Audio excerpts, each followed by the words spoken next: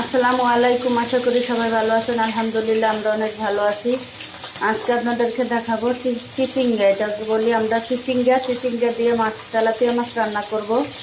আর অনেক এলাকায় অনেক রকমের নাম বলে, আমরা বলি চিচিঙ্গা, আবার অনেকে বলে কহি।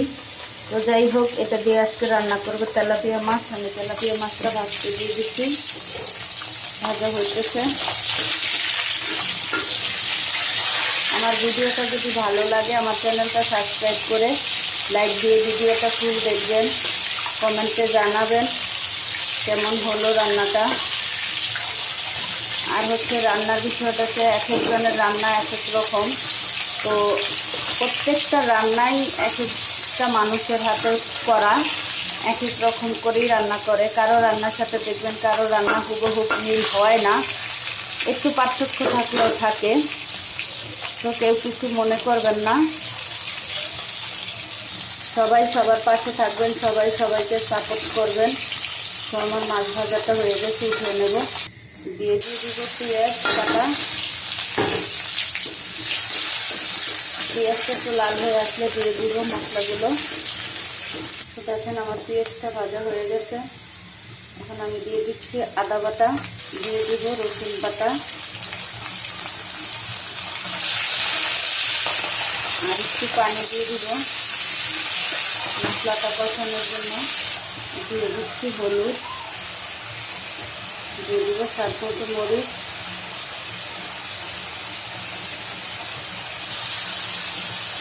দিয়ে দিব লবণ, দিয়ে দিচ্ছি ধনিয়া জিরার গুঁড়ো একসাথে করা সেটা। এবার মশলাটা ভালোভাবে কষানো হোক। তো দেখেন আমার মশলাটা একবারে লাগা লাগা হয়ে গেছে, তেল বেশি হচ্ছে। আমি তরকারিটা দিয়ে দিব।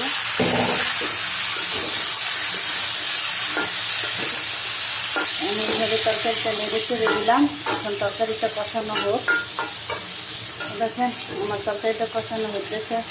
আগে আমি কোনো তরকারিতেই আলু দিতাম না, তো এখন আমার বাচ্চাটা হওয়ার পরে আলু দিতেই হয়।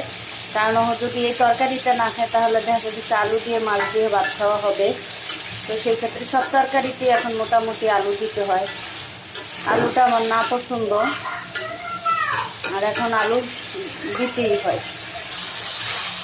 দেখেন তরকারিটা কষানো হয়ে গেছে।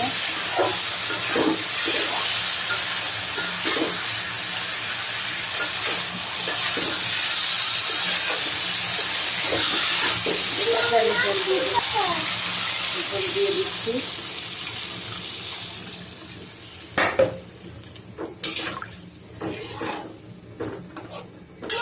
ঝোলটা একটু বাড়িয়ে দিলাম, কারণ আমি একটু ঝোল ঝোল রাখবো।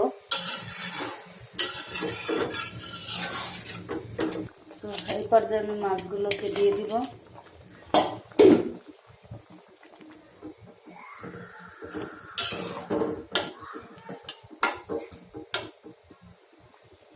তো দেখেন ঝোলগুলো আর একটু টানবে। তো দেখেন আমার তরকারিটা হয়ে গেছে। আমি একটা আলাদা বাটিতে ঢেলে নেব। জিরার গুঁড়া দিয়ে দিব। তো দেখেন আমার তরকারিটা হয়ে গেছে। একটু ঝোল রাখবো, চুলাটা বন্ধ করে দিচ্ছি।